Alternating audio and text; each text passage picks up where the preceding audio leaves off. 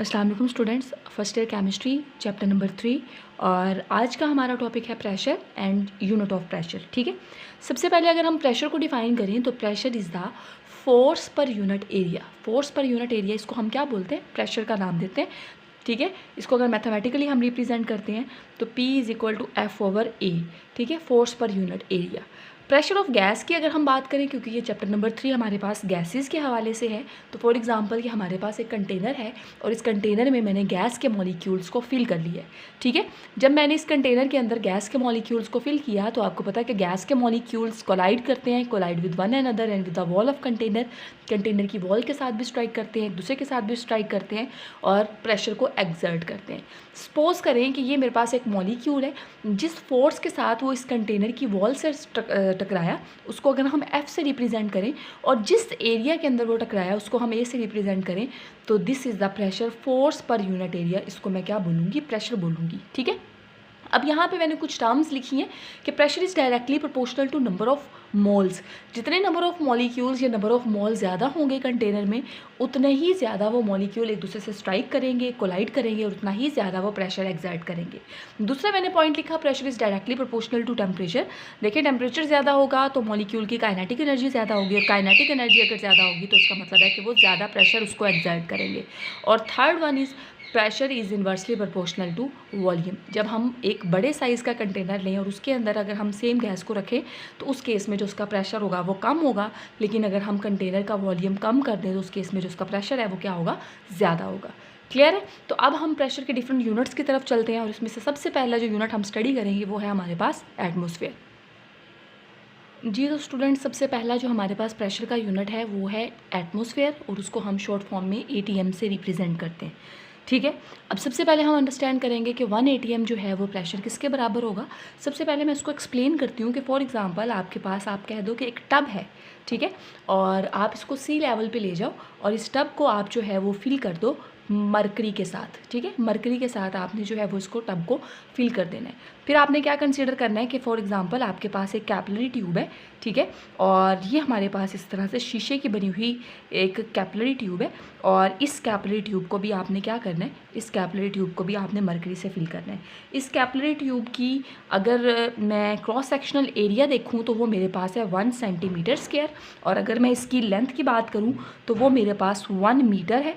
अगर मैंने सेंटीमीटर में बात करनी है तो वो है 100 सेंटीमीटर और अगर मैंने मिलीलीटर में बात करनी है तो वो है 1000 मिलीलीटर। ठीक है, मैंने इस टब को भी जो है वो मरकरी से फिल कर लिया, इस ट्यूब को भी मैंने मरकरी से फिल कर लिया और सी लेवल पे हम चले गए, जैसे कि कराची में आप साहिल समुंदर में बात कर सकते हैं।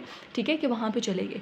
अब आपने क्या करना है कि ये जो आपके पास कैपिलरी ट्यूब है, इस कैपिलरी ट्यूब को आपने यहाँ पे इन्वर्टेड फॉर्म के अंदर इस टब के अंदर इंसर्ट कर देना है। ठीक है, जब आप इसको टब के अंदर इंसर्ट करते हैं तो क्या होता है कि पहले अगर मरकरी यहाँ पे फिल था इस कैपिलरी ट्यूब में तो अब उसका लेवल जो है वो कम हो गया। फॉर एग्जांपल इसका लेवल जो है वो पहले अगर कंप्लीट फिल था तो अब जो है वो इतना लेवल यहाँ से कम हो गया। तो अब क्वेश्चन अराइज होता है कि यहाँ पे जो है वो मरकरी का लेवल कम क्यों हुआ और अगर लेवल कम हुआ तो सारे का सारा कम क्यों नहीं हुआ। ठीक है, तो सबसे पहले अगर हम बात करें कि लेवल कम हुआ तो लेवल कम हुआ due to the force of gravity.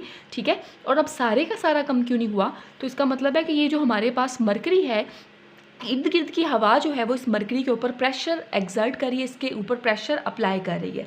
ठीक है, तो हम ये कह सकते हैं कि हवा का वो प्रेशर जो कि मरकरी को जो है वो इस कॉलम के अंदर स्टैंड रहने पर मदद देता है, उस प्रेशर को हम क्या बोलते हैं? एटमॉस्फेरिक प्रेशर, या उसको ATM से रिप्रेजेंट करते हैं। तो फॉर एग्जाम्पल अगर हमारे पास यहाँ पे जो लेवल कम हुआ तो लेवल कम हो के अब लेवल कितना रह गया? अगर हम सेंटीमीटर में बात करेंगे तो 76 सेंटीमीटर और अगर हम मिलीलीटर की बात करेंगे तो प्रेशर रिड्यूस होके 760 मिलीलीटर हो गया। तो अब हम यहाँ पे 1 ATM की बात करते हैं तो 1 ATM हमारे पास किसके बराबर आया? 1 ATM is equal to 76 centimetre और 760 मिलीलीटर ऑफ मरकरी।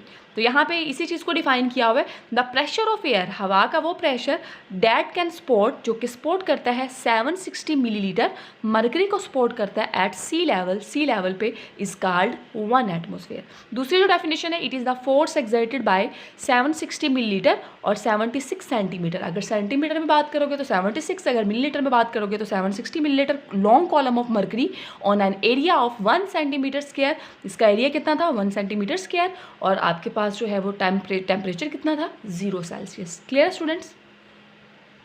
जी, तो स्टूडेंट्स हमारे पास जो सेकंड यूनिट है प्रेशर का वो है न्यूटन पर मीटर स्क्वायर।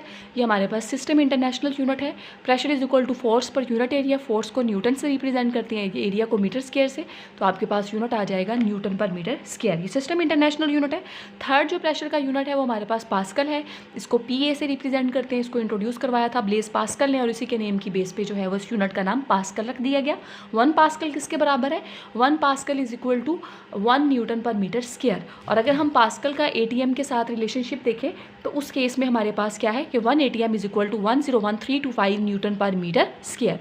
उसके बाद फोर्थ जो हमारे पास प्रेशर का यूनिट है, that one is the torr. और अगर हम टॉर को देखें तो किसके बराबर है? 1 torr is equal to 1 millilitre of mercury. अगर हमारे पास 760 मिलीलीटर ऑफ मरकरी होगा तो वो 760 टॉर के बराबर होगा।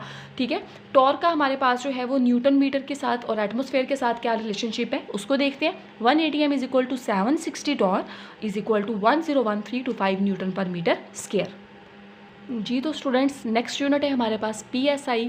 ये जो यूनिट है ये इंजीनियरिंग वर्क में इस्तेमाल होता है। PSI हम किसको कहते हैं? पाउंड्स पर स्क्वायर इंचेस। गाड़ियों के अंदर जो टायर्स के हवा भरी जाती है उनको हम PSI के यूनिट में लेते हैं कि कितना PSI जो है वो आपने गाड़ियों के टायर के अंदर हवा को फिल किया है।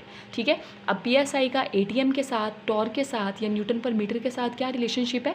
1 ATM is equal to 760 torr is equal to 14.7 PSI is equal to 101325 newton per metre square.